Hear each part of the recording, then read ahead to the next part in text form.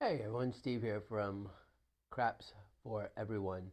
Um, we're going to talk about some of the just kind of little ancillary bets, not bets you're going to use all the time. You may never even use them at all. We're going to talk about, over here on this side, you may see a table. Not all tables have this, but you may see a big six or big eight. It could also be a, you know, uh, higher than seven, lower than seven. There are different types of things, but these bets are a little bit sucker bets. They look good. They're big numbers. They're trying to attract. Basically, they pay even odds. So you put $25 down, you're going to get paid $25. Well, why would I put 25 here? So let's say I put $24 here. How much am I going to get paid? $24. I put $24 on the 8 here and I hit, I get paid $28. 24, 28. Even $7 for every 6. Here, 6 for every 6. Why do it? Well, I'll tell you why. There is actually, I do sometimes play the big 6, big 8. And it's only because I'm afraid the shooter is going to get a 7 quickly. And if I'm short stacking, which means I don't have a lot of money, if I'm at a $25 table and I have to put down $30 on the 6 and the 8 in order to play, that's $60. If I think he's going to roll a 7, I'm going to lose $60. So what I'll do, I hate to admit this sometimes, but I'll put $25 down on the big 6, big 8. I've saved myself $10. And if it hits, well, I get paid a quarter. I get paid $25. And so then what I'll do is I'll take the $25. I take that money that I just won, and I now come up here. And so now I have a little less risk that way. So that's what I do. I'll play that big 6 and 8 just so I can protect this 2 red chips, those $10. All right. If I'm short stacking, means I don't have a lot of money. If I have a lot of money, if I'm feeling fine, I do not play 6 and 8. The only time I play it is if I'm running out of money, especially if I'm waiting to shoot again and every dollar is going to count for me to be able to shoot. I'll play 6 and 8. Otherwise, don't play it. Okay, so enough about that. Enough about the 6 and 8. Let's talk about here this little stretch right here. You're going to see this on almost every table, something similar to this. It's the C and E. It's the any 7, or referred to as big red, because again we don't say 7, and it's always red in color. And then you've got the world bet. Sometimes you'll hear the world bet referred to as the whirl with an L, like WHIRL, like a whirly whirl. I don't know what it's called. I don't know why it's called whirl, but you'll hear it called as a whirl bet, not a world bet. So let's talk about these one at a time. The C and E. This is most often used on a come out roll. Okay, most often used on a come out roll. The E stands for 11, the yo, and the C, whoop, whoop, right there. The C is craps. It's a crap number, which means a 2, a 3, or a 12. So these two numbers, the C and the E right there, make up the horn, right? Here we have the C makes up the 2, 3, and 12. The E makes up the 11. There's my horn. Now, it pays, the E right here pays exactly the same as the 11 over here. So it's going to pay 16 for 1 or 15 to 1, and we'll talk about all those in a little bit. But it pays the $16. Okay, for every dollar you hit, every dollar you have on there, at the end of the day, if you took your bet, if you hit it and you take your bet down, you're gonna have $16 in your hand. The C is different though. All right, the C is going to pay you $8 for every one that you bet, or $7 to every one that you have. Bottom line is, if you hit and you pull all your money down, you will have $8 more than you started with. Okay? Now, The C is referred to as a crap check. That's what you'll hear people say all the time. They'll say, give me a $5 crap check. What that's getting at is this. If I have $25 down on the pass line and I roll a 2, 3, or 12, what's going to happen to that $25? Oops, I'm blocking it. There it goes. What happens to that $25 if I roll a 2, 3, or 12? I lose it, right? It all goes away. Dealer comes, takes it, and says, oh, thank you very much. And you have to put $25 down more. If, on the other hand, I say, hey, I got a $25 crap check, a $25 pass line, and I have a $5 crap check, now a 2, 3, or 12 rolls, that 5 pays 8 for 1 or 7 to 1. Bottom line is, I'm going to walk away. It's going to give me $35 because it'll give me $35 and it stays up, $40 and it comes down. So if I want to leave it up, which I would on a come out roll, I'm going to get paid $35. Well, I lose this, I get paid $35, $25 comes back up. I actually made $10 in profit on that one.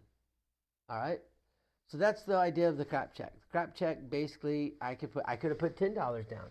If I put $10 down on the crap check, well, now I roll a crap number. I lose my pass line, 25, but I have $10 there that pays 8 for 1. Sorry, I have $10 right there. That pays 8 for 1, so I'm going to get paid $80. Keep $10 up, so I'm going to get paid for that roll. I'm going to get $70. That's pretty cool. All right. There you have it. That's what the crap check. That's what C&E is right there. C stands for crap. E stands for 11. Now, I'm going to tell you one thing, because what about if somebody says, hey, well, I want a $15 crap check. There's nothing wrong with a $15 crap check. If that hits, if I roll a 2, that crap check's going to pay me $120. I'm sorry, it's going to pay me, $120. All right, that's cool. That's good money. If a 3 rolls, it's paying me 120. If a 12 rolls, it's paying me 120. So no matter what crap number I roll, it's going to pay me 120. Now there is an option that you have, okay? If you're paying $15, what you could say is, I want 3-way craps. Now I do not have a 3-way craps box on this table, okay? And a lot of the casinos won't have a 3-way craps box on their table either. But what they'll do is they'll do this. They'll put $15 right along the side like that, and that means it's a $15 crap, 3-way crap. And what it's going to do is basically it's saying, I'm going to have $5 on the aces, $5 on the ace deuce, and $5 on the 12. So that's what it's saying. Now what happens if I roll the aces? Pays 31 to 1. So it's going to pay me $155. $150 to keep that 5 up, $140 to keep that $15 up. If I roll the 12, it's the same thing. That pays 31 to 1. So it pays $155 minus 5 just to keep that up. So I get $150 or $140 if I want to keep the 3-way crap going. So you're like, well, why wouldn't we do that? Well, you wouldn't want to do that maybe because if the 3 hits, you're going to get paid $80 because it pays 16 to 1. You're going to get paid $80. 75 if you just keep the ace deuce up, or 65 if you keep all 3 up. So I can get with $15 on the crap, it averages out, right? That's the trick. It averages out. So with a crap check, I'm guaranteed to get $120 if any of the crap numbers hit. Whereas if I do this 3-way crap, it's either going to be, when you think about at the end of the day, what do you actually walk away with? Here, we're going to walk away with, if I put $15 on a crap check, I'm going to walk away with $105 and my $15 crap check's still working. Over here on the 2 and the 12, I'm going to walk away with $140 and the three-way crap's still working. But if it's a 3, I'm going to walk away with $65. And there's just as much chance of the 3 hitting as the aces and the deuce. Because here, I can roll on the 3, I can roll a 1-2 or a 2-1. 2 ways to do it. On the 2, on the 2 and the 12, there's 2 ways to do it. So the same chances of hitting both ways. But one way, I make more money on the 2 and 12. I make less money with the 3. Here is just kind of that safer bet. Does that make sense? Hopefully that makes sense. All right. So enough about C&E. I spent way more time talking about C&E than I thought I was going to do. So let's talk about the next one, the 7 bet. All right, the any 7. The any 7 is basically, it's just 4 for 1. Okay, it pays 4 for every $1. So if I put $10 down onto the any 4 and the any 7 and it hits, it's going to pay me $40. Everything comes down, or it pays me $30 and everything stays up. So I can do the same thing. So I got $15 now on it. All right, well, $15 is going to pay me, 15 times 4 is going to pay me what? $60 minus the 15. So it's going to pay me $45. Now here's an interesting thing. If you have a hop table, if you have a table with hops, instead of putting $15 on the 4, I can come over here and put $15 and hop the 7s. So if I hop the 7s, it pays 16 to 1 if it hits. So let's say one of those hits, I'm going to get paid $80 minus 15 to keep it up. I'm going to make $65. So I actually make more money by hopping the 7s than I do with the big red. So if you're going to go up to $15, you want it to be on the hop, not on the big red, just as an FYI. Okay, and by the way, the big red, as well as the C&E, those are one, as well as the three-way craps, those are all one-time bets. They're next roll. So if the next roll is one of these crap numbers, you win. If not, you lose. If you do C and E, it's one time. That next roll better be a C or it better be an E, or you lose your money. The hop bets, one-time roll.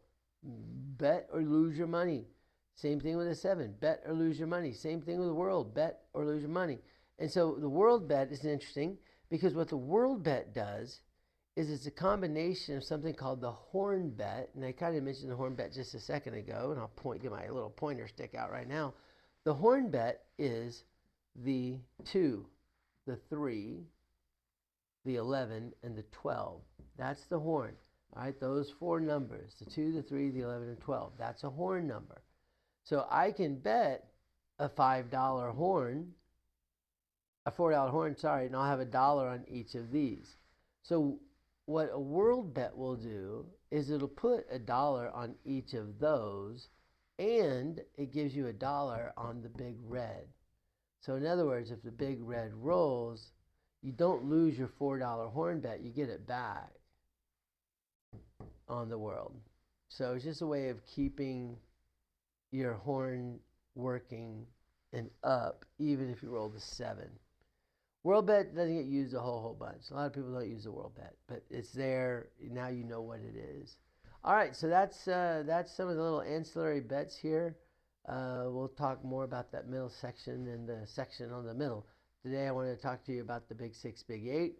Only advantage is if you're short stacking, meaning you don't have a lot of money, you want to preserve every dollar before it's your turn to bet, put it there. But it's going to pay even odds as opposed to paying 7 for every 6. We talked about the C&E.